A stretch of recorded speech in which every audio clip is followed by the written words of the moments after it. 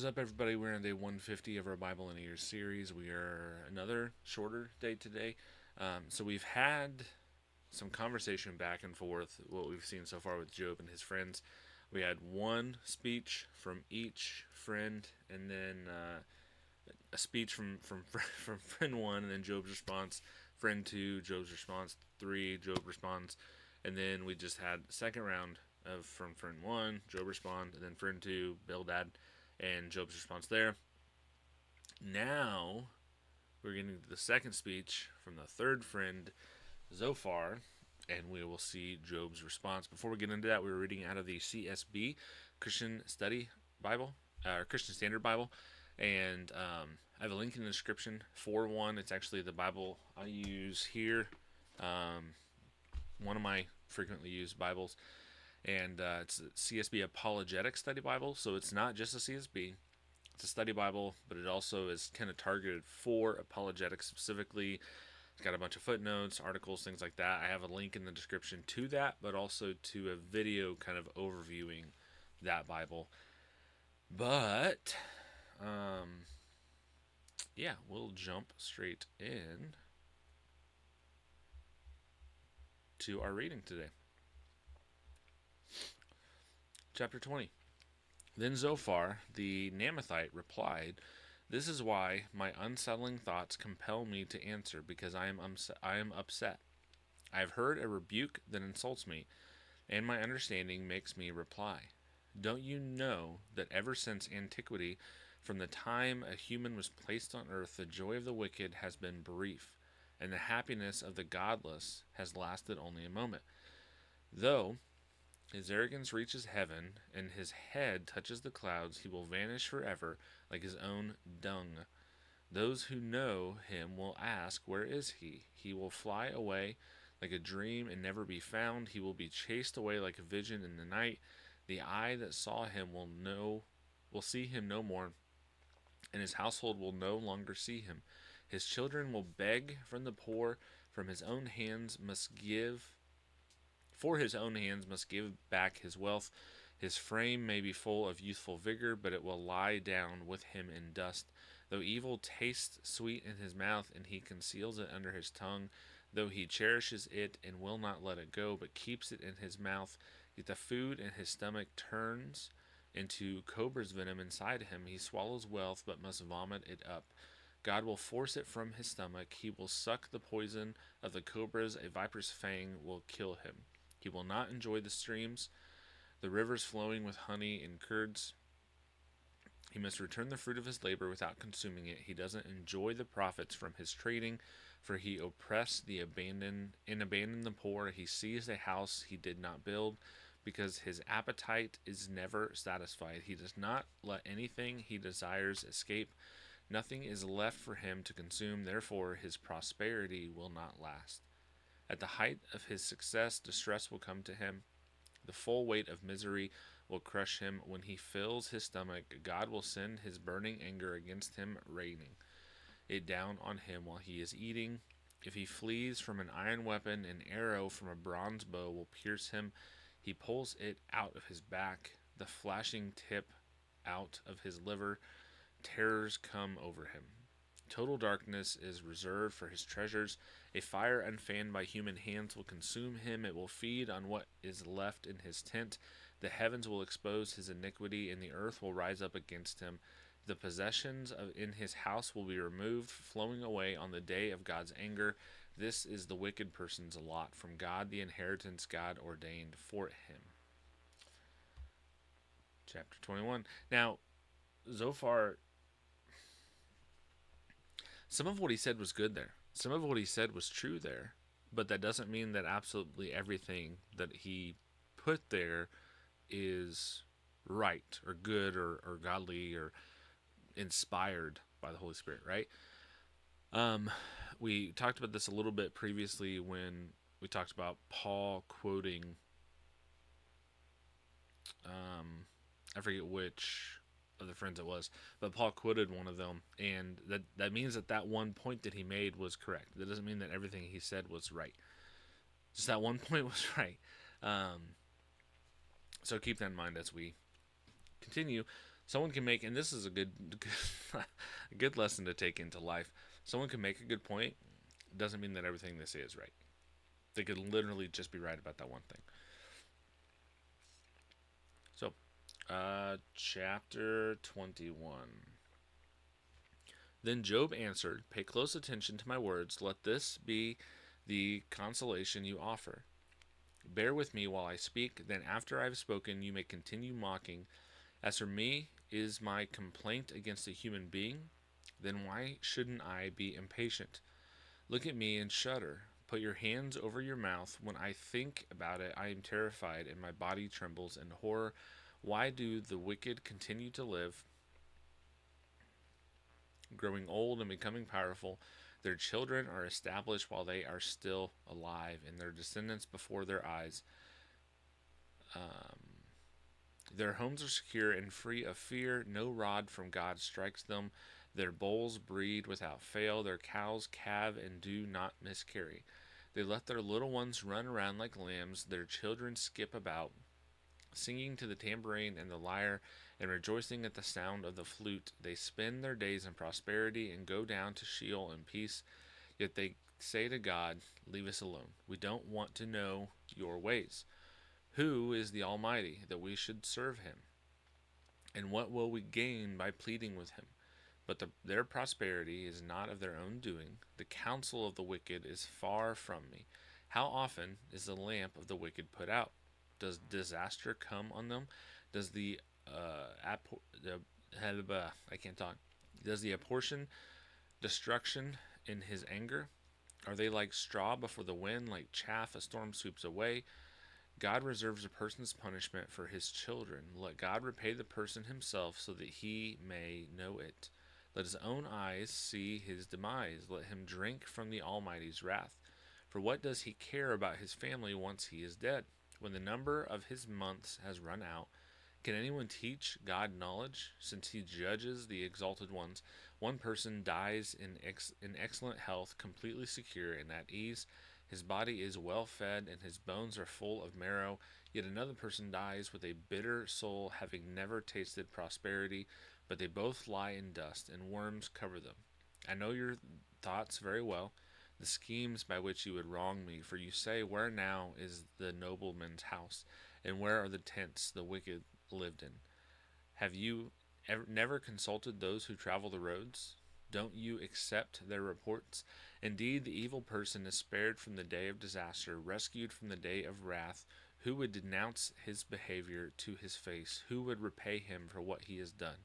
He is carried to the grave, and someone keeps watch over his tomb. The dirt on his grave is sweet to him. Everyone follows behind him, and those who go before him are without number. So how can you offer me such futile comfort? Your answers are deceptive. Okay. That is it for today. Tomorrow we will be getting back into Job again. It's not over, and we actually have a third round of speeches coming up. Speech response. Similar structure and stuff as we've seen so far, but more interesting, good stuff, and it'll keep on coming. But we do have questions for today, so we will jump into those. Question 1. Zophar's speech in chapter 20 insists the wicked face immediate ruin. How does his rigid perspective challenge us to consider the complexity of God's justice and the danger of assuming we fully understand his ways? So,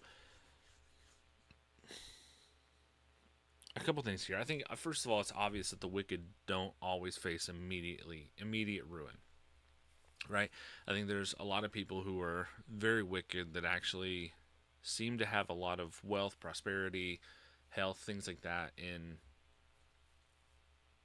their entire lifetime. I think there's people in the church that are like that, that are wicked and have a lot of prosperity. Anyways, I forgot where I was going with that. So the wicked don't always face immediate ruin. We know that to be true.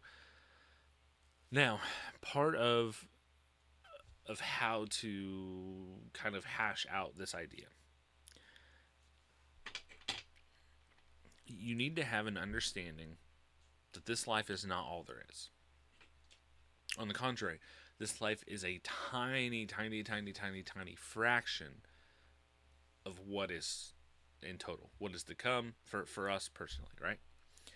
Um, Especially when you take into account the idea of eternity. This life is it, it's hard to really put into words how small this is compared to what is coming. Um, Now, that is one thing that kind of helps with this. Something else that kind of helps with this idea of understanding, maybe not completely understanding, but kind of grasping at this idea that the injustice don't always have this immediate ruin, that they can sometimes have seems a good life, while people who are or the wicked, not the injustice, the wicked sometimes don't have immediate ruin. And while people who seem to be righteous, who do good work, who do stuff for God and try to live a life pleasing to God, how they can sometimes maybe not have things go their way. They can have a lot of stuff seemingly go against them all the time. Now, in understanding of sin, I think a genuine understanding of sin, and to genuinely understand sin, try to think about the true holiness of God.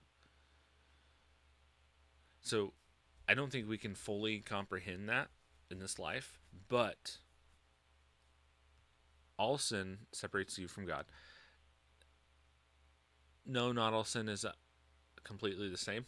I think that's a lot of people will, I think, misuse this idea. All sin separates you from God equally, yes. And the fact that you're either separated from God or you're not. So all sin separates you from God, but sin does have different effects here on earth. Now that being said, all sin has completely removed you from God. So one thing, and you're completely removed from God, and you're on the same standing as somebody else. Um, until the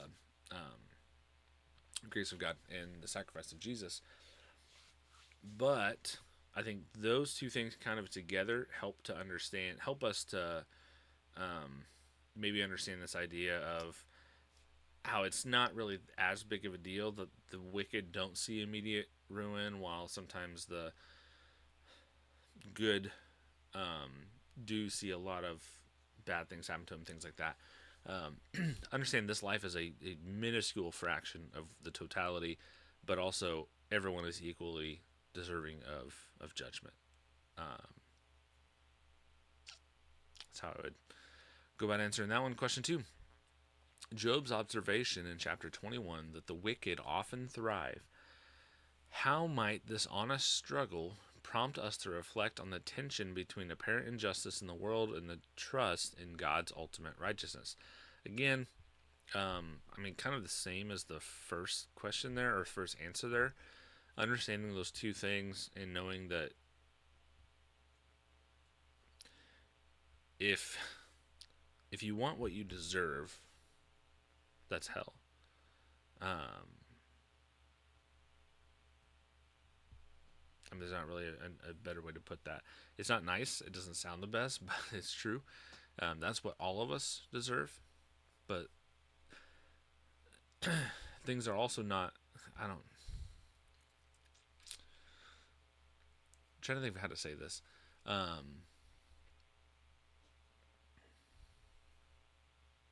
Life's not fair because we don't actually get what we deserve, or at least not everyone. I would say nobody, because everyone has an opportunity to accept Christ and what He's done, and step into that life. And you don't even deserve an opportunity. If I'm being completely honest, none of us do. We deserve hell. We deserve the wages of our sin, which is spiritual death, and physical death. But yeah, I feel like that second question I kind of already answered in the first. Question 3.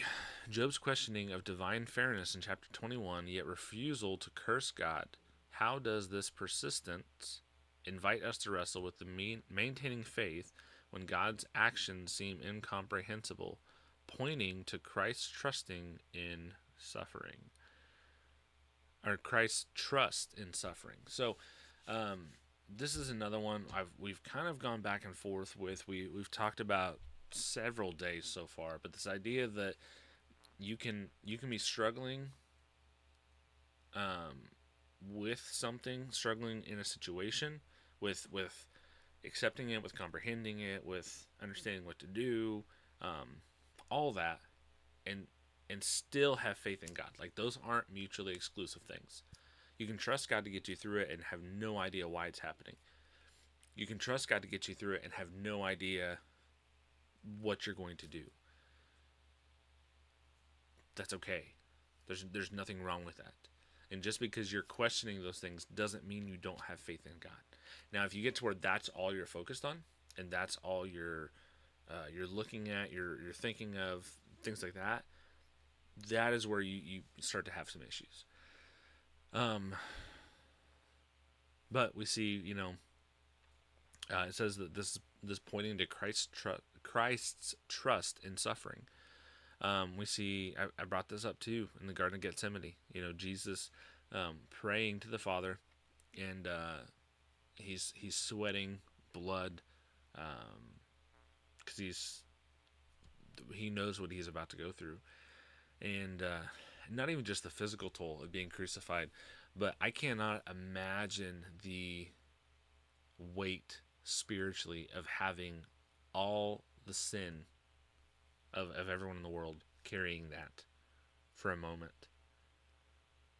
And this is kind of me expounding a little bit on my own thoughts. I think about when I do something that's wrong, and I know it's wrong, the guilt that I feel. And that's just for me, for one thing. Or if I mistreat somebody and I feel bad, right? That's just the guilt for me for one thing. And that can seem, depending on the situation, that can seem very overbearing at times. Or overwhelming at times and overbearing. So, Jesus getting ready to go to the cross and deal with this, prayed. And he prayed to the Father, let this cup pass from me, but not my will, your will. So he doesn't want, he is, if there's another way for this to happen, he wants to go that other way. But he knows, ultimately, he is submitting his will to the will of the Father. Now, this can seem, I'm not going to get into the Trinity right now. The Trinity is correct. They are one God. I said three gods. Gotta be careful. I don't want to accidentally speak something heretical. One God who has existed eternally as three co-equal persons. I had a video previously, but the audio was messed up, so I'm going to re-record it, hopefully here shortly. But at the time you're watching this, you may look, and that may be out. If it's time that it's released, it may not be out just yet. May have to wait a little bit. I'm trying to get some time to actually get that recorded. But this idea of Jesus even submitting here and trusting. He was doing this. He had the situation he didn't want to go through, but he had faith. He trusted in the plan that the Father had. And that's our example. So that is it for today. Appreciate everybody watching and listening up to this point. Don't forget to like, comment, and subscribe. I enjoy interacting with the comments as much as I can. So comment what you think, answer the questions, or anything else that stood out about the reading. If this has been a blessing to you, you can share it with others, and it can be a blessing to them. Word of mouth's the best way podcast spreads, so it can get them plugged in, and maybe they can use this as a way to stick with a daily Bible reading on their own and stick with that. And yeah, that's the whole purpose we're doing this, is try to help people read their Bible and take something away from it every single day. And that is it. Tomorrow we'll be back in Job. We'll be a little bit longer tomorrow. We'll be back to kind of our normal, which I guess the time's not that. I just talk more at the end on the shorter readings. So we'll be back to more Bible and less Jesse tomorrow, which I'm sure everyone will appreciate. Thanks everybody, watching, listening, and all that. God bless.